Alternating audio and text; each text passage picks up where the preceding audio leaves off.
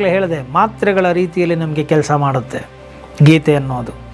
ದುಃಖೇಶು ಅನುದ್ವಿಗ್ನ ಮನಃ, ದುಃಖ ಬಂದಾಗ ತುಂಬ ಕುಗ್ಗಿ ಹೋಗಿ ಬಿಡೋದು ಮಾತನ್ನು ಏನು ಶ್ರೀ ಕೃಷ್ಣ ಪರಮಾತ್ಮ ಭಗವದ್ಗೀತೆಯಲ್ಲಿ ಹೇಳಿದ್ದಾನೆ ನೋಡಿ. ಈಗೆಲ್ಲ ನಾವು ಯೋಗ ಡೇ ಅಂತ ಹೇಳಿ ಮಾಡ್ತೇವೆ, ಧ್ಯಾನ ಡೇ ಅಂತ ಹೇಳಿ ಮಾಡ್ತೇವೆ.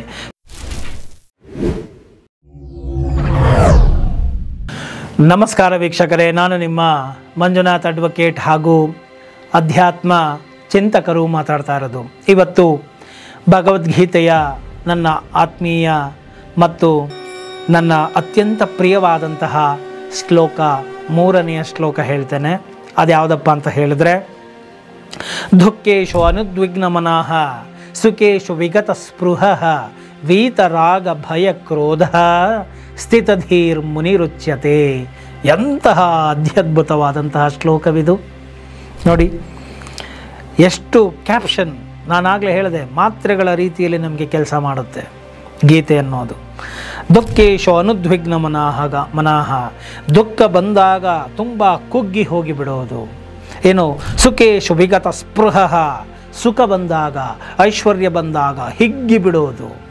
ಏನು ಮತ್ತು ವೀತ ರಾಗ ಭಯ ಕ್ರೋಧ, ಈ ರಾಗ ದ್ವೇಷ ಭಯ ಈ ಎಲ್ಲದರ ಮಧ್ಯೆಯಲ್ಲೂ ಕೂಡ ಯಾರು ಸಮತ್ವವನ್ನು ಕಾಪಾಡಿಕೊಳ್ಳುತ್ತಾನೋ ಸ್ಥಿತಧೀರ್ ಮುನಿರುಚ್ಯತೆ.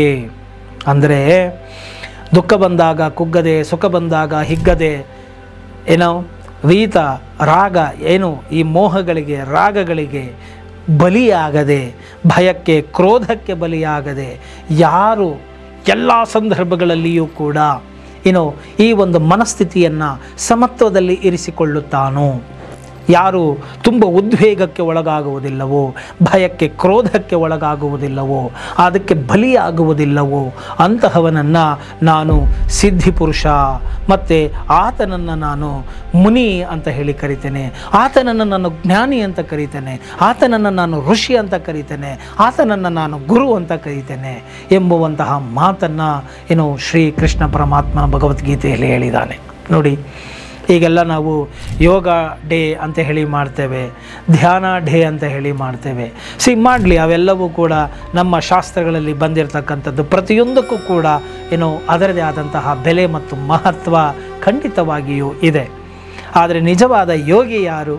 ಆಸನಗಳನ್ನು ಮಾಡುವವನ, ಧ್ಯಾನವನ್ನು ಮಾಡುವವನ, ಪ್ರವಚನವನ್ನು ಮಾಡುವವನ, ಭಕ್ತಿಯನ್ನು ಮಾಡುವವನ? ಖಂಡಿತ ಇಲ್ಲ. ಕೃಷ್ಣನ ಅಭಿಮತ ನೋಡಿ ಹೇಗಿದೆ. ನಿಜವಾದಂತಹ ಜಗದ್ಗುರು ಯಾರು? ಯಾರು ಏನೋ ಎಲ್ಲ ಸಂದರ್ಭಗಳಲ್ಲಿಯೂ ಕೂಡ ತನ್ನ ಮನಸ್ಸನ್ನು ಶಾಂತ ರೂಪದಲ್ಲಿ ಇಟ್ಟುಕೊಂಡಿರ್ತಾನೋ, ಏನೋ ಸಮತ್ವದಲ್ಲಿ ನೆಲೆ ನಿಂತಿರ್ತಾನೋ ನೋಡಿ. ಬಸವಣ್ಣನವರು ಕೂಡ ಒಂದು ಕಡೆ ಹೇಳಿರ್ತಾರೆ, ಸುಖ ಬಂದಾಗ ಹಿಗ್ಗದೆ, ದುಃಖ ಬಂದಾಗ ಕುಗ್ಗದೆ, ಗಾಳಿ ಬಂದಡೆ ತೂರದೆ, ಸಮತ್ವದಲ್ಲಿ ನೆಲೆ ನಿಂತೋನು ಜಾಣ ಯೋಗಿ ಕಾಣಯ್ಯ ಅಂತ ಹೇಳಿ. ಹಾಗೆ ಇದೇ ಮಾತನ್ನು ಹೇಳ್ತಾರೆ. ದುಃಖೇಶು ಅನುದ್ವಿಗ್ನ ಮನಃ ಸುಖೇಶು ವಿಗತ ಸ್ಪೃಹ ವೀತರಾಗ ಭಯ ಕ್ರೋಧ ಸ್ಥಿತಧೀರ್ ಮುನಿರುಚ್ಯತೆ. ಯಾರು ಸ್ಥಿತಪ್ರಜ್ಞರಾಗಿರ್ತಾರೋ, ಯಾರು ಸಮತ್ವದಲ್ಲಿ ನೆಲೆ ನಿಂತಿರ್ತಾರೋ, ದುಃಖ ಬಂದುಬಿಡ್ತಲ್ಲ, ಅಯ್ಯೋ ನಾವು ಕುಗ್ಗೋಗ್ತೀವಿ.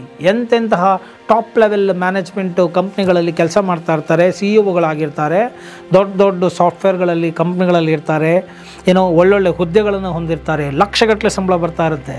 ಕೆಲವೊಂದು ಸತಿ ನಾವು ನೋಡ್ತೇವೆ, ಲೇ ಆಫ್ ಅಂತ ಹೇಳಿ ಮಾಡಿಬಿಡ್ತಾರೆ, ಕೆಲಸದಿಂದ ಏಕಾಏಕಿ ತೆಗೆದು ಬಿಡ್ತಾರೆ. ಜೀವನ ಮಾಡೋದೇ ಕಷ್ಟ ಅವರಿಗೆ. ಯಾಕೆ? 2 ಲಕ್ಷ ಸಂಬಳ ಬರ್ತಾ ಇದ್ದರೆ 4 ಲಕ್ಷ ಕಮಿಟ್ಮೆಂಟ್ ಮಾಡ್ಕೊಂಡಿರ್ತಾರೆ. ಯಾಕೆ? ಮುಂದಕ್ಕೆ ನಾನು ಸಂಪಾದನೆ ಮಾಡ್ತೀನಿ ಅಂತ. ಸೊ ಇದರಿಂದ ಏನಾಗುತ್ತೆ, ಒಂದು ಲೇ ಆಫ್ ಆದ ತಕ್ಷಣ ಆಚೆ ಬಂದರೆ ಅವ್ರು ಜೀವನ ಮಾಡೋಕ್ಕಾಗಲ್ಲ.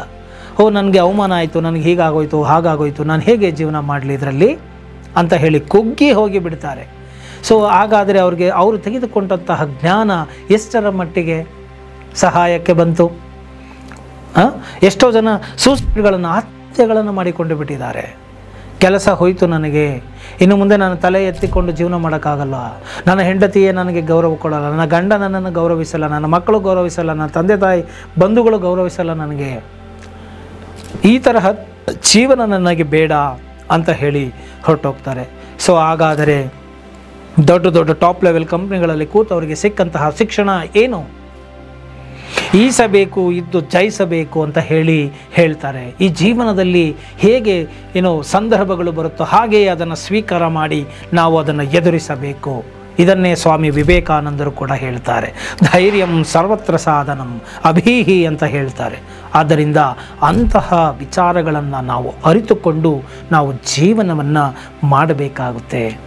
ನೋಡಿ, ಯಾವುದರಿಂದ ನನಗೆ ದುಃಖ ಬರುತ್ತೆ ಹೇಳಿ? ದುಃಖ ನನಗೆ ಯಾವಾಗ ಬರುತ್ತೆ ಅಂತ ಹೇಳಿದ್ರೆ, ಅದರಲ್ಲಿ ನಾನು ಏನೋ ಒಂದು ಎಕ್ಸ್ಪೆಕ್ಟೇಷನ್ಸ್ಗಳನ್ನ ಇಟ್ಕೊಂಡಿರ್ತೇನೆ, ಮತ್ತು ಅದರಿಂದ ಏನೋ ಒಂದು ಬಯಕೆಗಳನ್ನು ಇಟ್ಕೊಂಡಿರ್ತೀನಿ, ಪ್ರತಿಫಲದ ಅಪೇಕ್ಷೆಯನ್ನು ಇಟ್ಕೊಂಡಿರ್ತೀನಿ. ಅದು ನಡೆಯದೇ ಇದ್ದಾಗ ಅದು ದುಃಖ ಬರುತ್ತೆ. ಸುಖ ಯಾವಾಗ ಆಗುತ್ತೆ? ನೀನು ಅಂದ್ಕೊಂಡಿದ್ದನ್ನು ಅಲ್ಲಿ ಈಡೇರಿದರೆ ನಿನಗೆ ಸುಖ ಆಗಿಬಿಡುತ್ತೆ. ಆದ್ದರಿಂದ ಈ ಎಕ್ಸ್ಪೆಕ್ಟೇಷನ್ಸ್ಗಳನ್ನು ಇಟ್ಟುಕೊಳ್ಳದೇನೆ ನೀನು ನಿನ್ನ ಕೆಲಸಗಳನ್ನು ಮಾಡ್ತಾ ಹೋಗು. ಬಂದರೂ ಅದನ್ನು ಎಂಜಾಯ್ ಮಾಡು, ಹೋದರೂ ಹೋಯ್ತು, ಇನ್ನೊಂದು ಮಾಡೋಣ ಅಷ್ಟೇ. ಹೇಗೆ ಈಗ ಬಲ್ಬನ್ನು ಕಂಡುಹಿಡಬೇಕಾದಾಗ ಸಾಕಷ್ಟು ಬಾರಿ ಎಕ್ಸ್ಪೆರಿಮೆಂಟ್ಗಳನ್ನು ಮಾಡಬೇಕಾಯಿತು. ಫೇಲ್ಯೂರ್ ಆಯಿತಾ, ಹೋಯ್ತು, next experiment, one day he will find that bulb ಅಲ್ವಾ?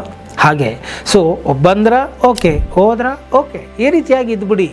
ಯಾರ ಮೇಲೂ ಕೂಡ ನೀವು ತುಂಬ ಮೋಹಗಳನ್ನು ಇಟ್ಕೊಂಡಾಗಲೇ, ಈ ಹೈಲಿ ಎಕ್ಸ್ಪೆಕ್ಟೇಷನ್ಸ್ಗಳನ್ನ ಇಟ್ಕೊಂಡಾಗ ನಿಮಗೆ ದುಃಖ ಕಟ್ಟಿಟ್ಟ ಬುತ್ತಿ ಆಗುತ್ತೆ. ಆದ್ದರಿಂದ ಈ ಒಂದು ವಿಚಾರವನ್ನು ತಿಳಿದುಕೊಳ್ಳಿ, ಕೃಷ್ಣನ ಅಭಿಮತವನ್ನು ತಿಳಿದುಕೊಳ್ಳಿ. ದೊಡ್ಡ ದೊಡ್ಡ ಮಾತುಗಳನ್ನು ಆಡಬಹುದು, ದೊಡ್ಡ ಭಕ್ತನೇ ಆಗಿರಬಹುದು, ಒಳ್ಳೆ ಧ್ಯಾನಪಟುವಾಗಿರಬಹುದು, ಯೋಗಪಟುವೇ ಆಗಿರಬಹುದು. ಅವರು ಯಾರನ್ನೂ ಕೂಡ ಕೃಷ್ಣನು ಜ್ಞಾನಿ, ಈತನು ಮುನಿ ಅಂತ ಹೇಳಿ ಕರೆದಿಲ್ಲ. ಯಾರನ್ನು ಕರೆದಿದ್ದಾನೆ ಅಂತ ಹೇಳಿದರೆ, ಯಾರು ದುಃಖ, ಸುಖ, ವೀತ, ರಾಗ, ಭಯ, ಕ್ರೋಧ ಈ ರೀತಿಯಾಗಿ ಈ ಅರಿಷಡ್ ಗಳಿಗೆ ಸಿಲುಕದೆ ಸಮತ್ವದಲ್ಲಿ ನೆಲೆ ನಿಂತು ಈ ದ್ವಂದ್ವದಿಂದ ಮೀರಿ ಯಾರು ಇದಾನೋ ಆತನನ್ನು ನಾನು ಮುನಿ ಅಂತ ಹೇಳಿ ಕರೀತೇನೆ. ಆತನೇ ನಿಜವಾಗಿಯೂ ಯೋಗಿಯಾಗಿದ್ದಾನೆ ಮತ್ತು ಜ್ಞಾನಿಯಾಗಿದ್ದಾನೆ ಎಂಬುವಂತಹ ಮಾತನ್ನು ಈ ಒಂದು ಶ್ಲೋಕದಲ್ಲಿ ಹೇಳ್ತಾನೆ. ಆದ್ದರಿಂದ ಶಾಂತಿ ಪಡೆಯುವುದೇ ನಿಜವಾದ ಜ್ಞಾನಿಯ ಒಂದು ಲಕ್ಷಣ ಆಗಿದೆ. ಈ ದ್ವಂದ್ವಗಳಿಗೆ ಸಿಲುಕದೆ ಇರೋದೇ ಒಬ್ಬ ಜ್ಞಾನಿಯ ಋಷಿಯ ಲಕ್ಷಣ ಆಗಿದೆ.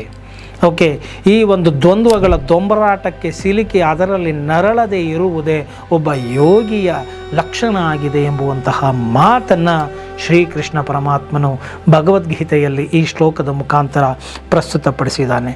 ಆದ್ದರಿಂದ ನಾವು ಸಮತ್ವದಲ್ಲಿ ನೆಲೆ ನಿಲ್ಲೋಣ. ಆ ಒಂದು ಸಮತ್ವದ ಚಿತ್ತಶುದ್ಧಿಯನ್ನು ಪರಮಾತ್ಮನು ನಮಗೆ ಅನುಗ್ರಹಿಸುವಂತಾಗಲಿ ಅಂತ ಹೇಳ್ತಾ, ಈ ಒಂದು ವಿಡಿಯೋ ನಿಮಗೆ ಇಷ್ಟ ಆಗಿದ್ದೆ ಆದಲ್ಲಿ ಮರೆಯದ ಹಾಗೆ ಲೈಕ್ ಕೊಡಿ, ಇತರರಿಗೂ ಕೂಡ ಶೇರ್ ಮಾಡಿ, ಮರೆಯದ ಹಾಗೆ ಕಾಮೆಂಟ್ ಮಾಡಿ ಅಂತ ಹೇಳ್ತಾ ಈ ವಿಡಿಯೋ ಇಲ್ಲಿಗೆ ಮುಗಿಸ್ತಾ ಇದ್ದೀನಿ. ಜೈ ಹಿಂದ್, ಜೈ ಕರ್ನಾಟಕ ಮಾತೆ.